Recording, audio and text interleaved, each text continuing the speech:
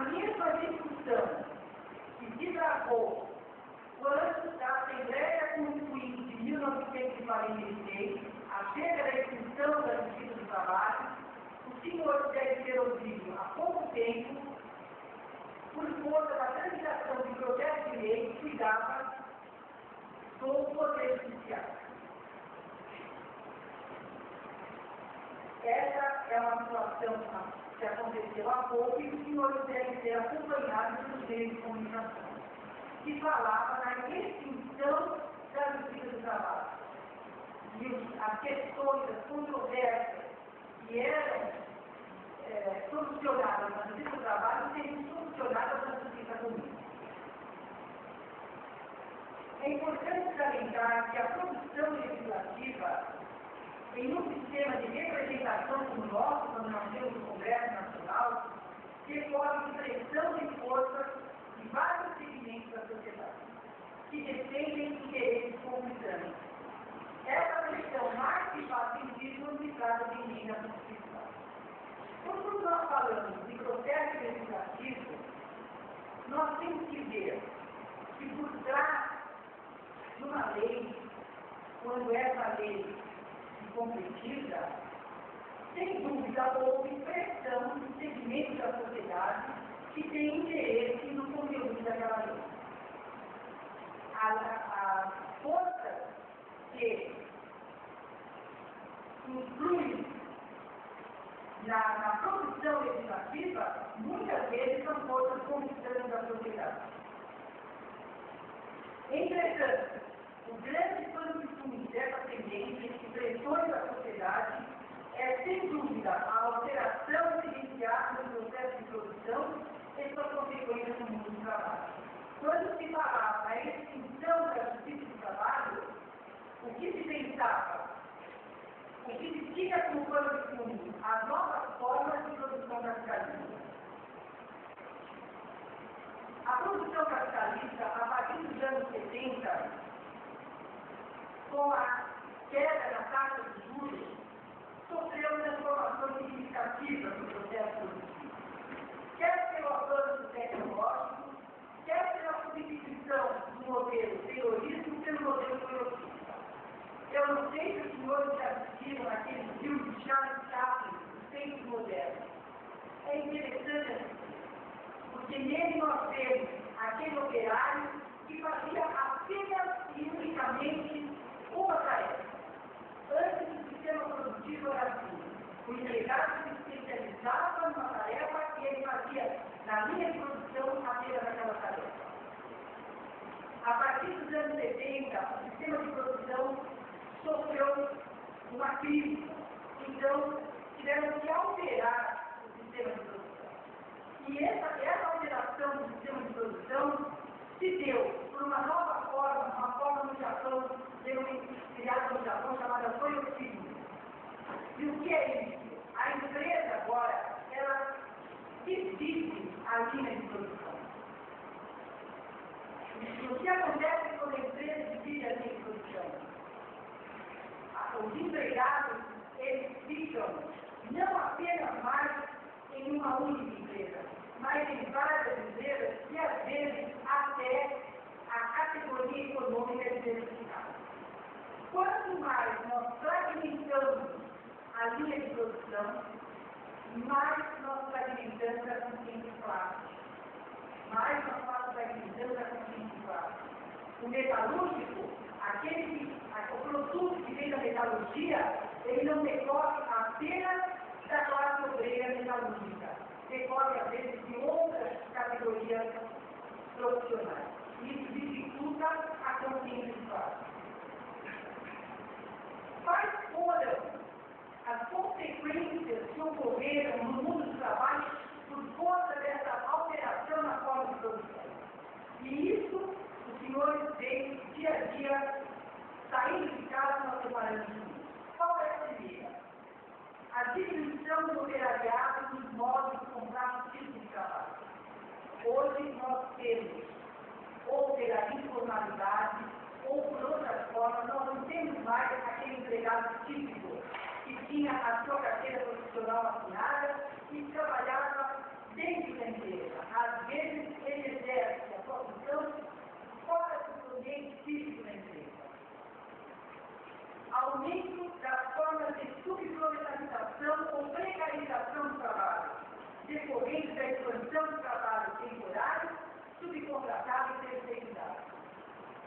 Hoje, isso até para o esforço de lei, o trabalho pode ser terceirizado. Então, a empresa terceiriza a sua linha de produção. Aumento expressivo do trabalho feminino no interior da classe trabalhadora. Há um economista chamado Ricardo Antunes, que ele mostra em estatísticas que o valor pago à mão de obra feminina é inferior ao valor pago à mão de obra masculina. Exclusão dos trabalhadores jovens e velhos. Tanto os jovens como os velhos não são mais absorvidos, têm dificuldade em serem absorvidos pelo mercado de trabalho. Intensificação e superexploração do trabalho de imigrantes e do trabalho de menores. Nós vimos há poucos dias, a Folha de São Paulo noticiou, imigrantes trabalhando em condições subhumanas no estado de São Paulo. E o processo de desemprego estrutural. O processo de desemprego, ele atinge grande número da classe dos trabalhadores brasileiros, também que poderiam estar inseridos no mercado de trabalho.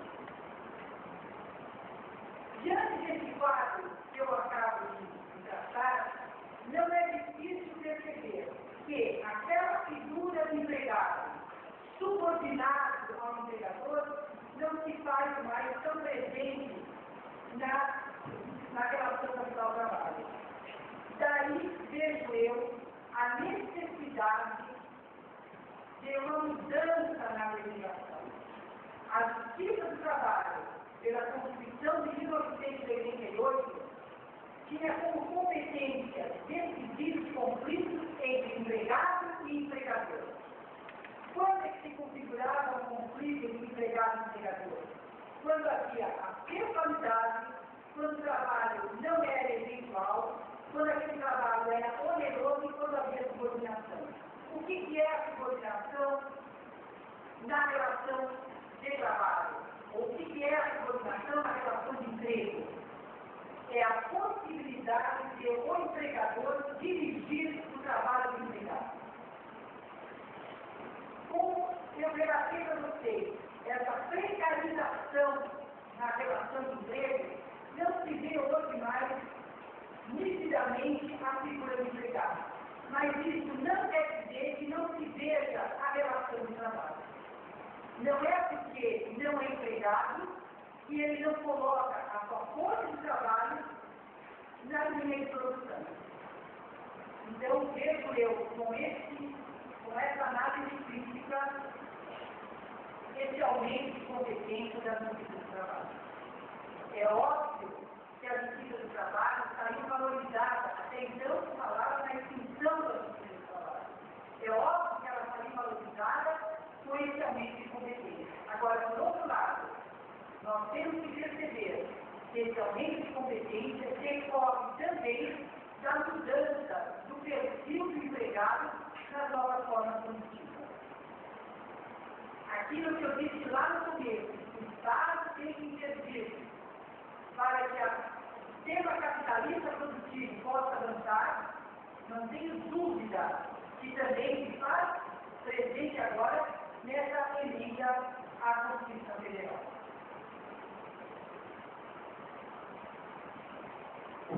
E esse que eu acho que é o ponto que nós, operadores do direito do trabalho, devemos ter bem presente. Quando nós falamos em relação de trabalho e não em relação de emprego, nós não podemos entender que aquele trabalhador que coloca a sua força de trabalho ao dispor do processo produtivo, ele tenha a plena autonomia da vontade. Porque o direito do trabalho, ele tem como princípio básico aquele da proteção ao trabalhador. Quando o operador do trabalho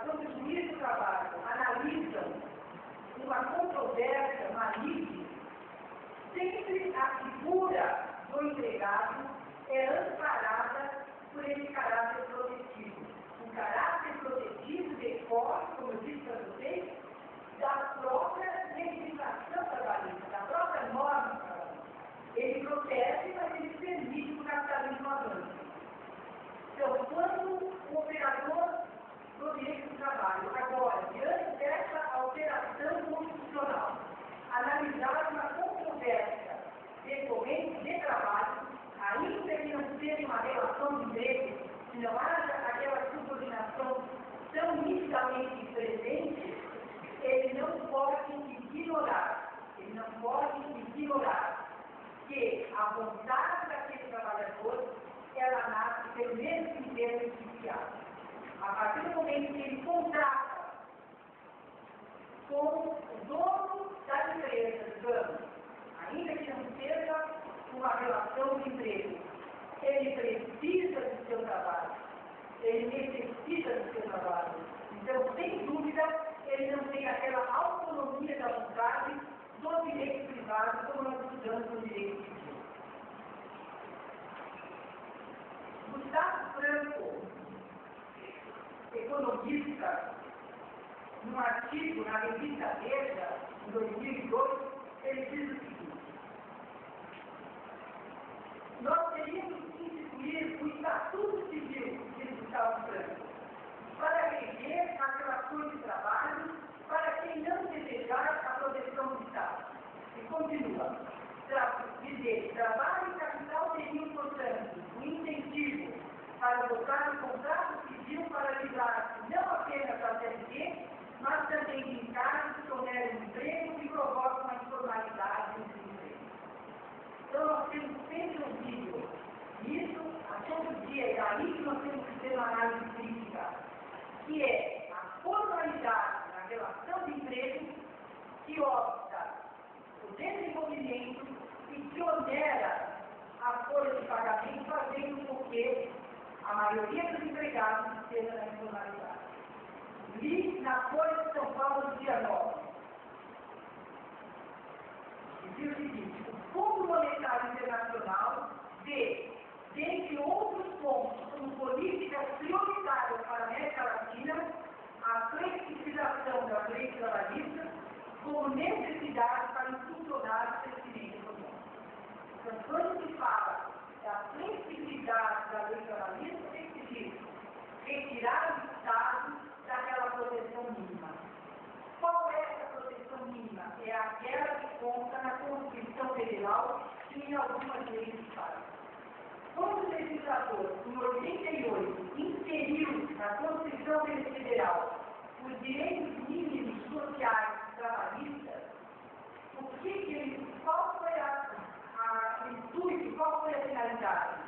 Que o Estado desse ao trabalhador um mínimo de resguardo na relação ao trabalho.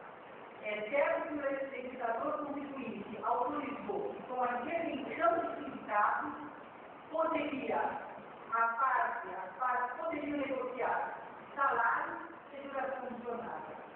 Vejam que o legislador, em 1988, ao mesmo tempo que ele protegeu o empregado, elencando os direitos sociais, e para a reforma que está na Constituição, então a Constituição é preciso de um fórum específico do Congresso Nacional, ao mesmo tempo o que ele fez?